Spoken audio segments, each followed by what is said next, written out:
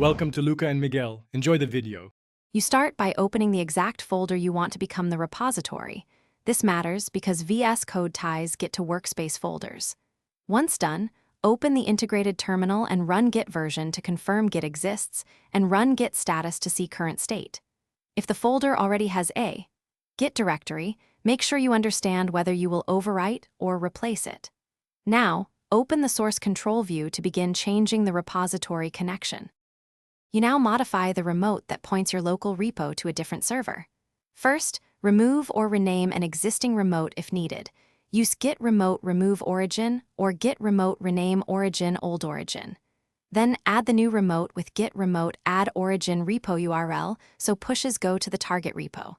Make sure to set branch tracking, git branch uorigin/main, or specify your branch name.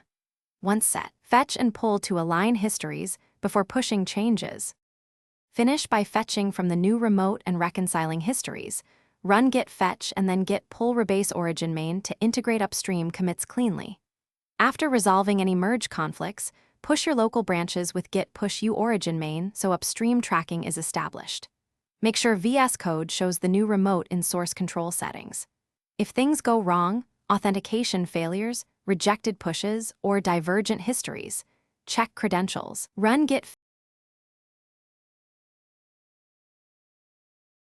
Thanks for watching and please subscribe. It's the best investment you'll ever make.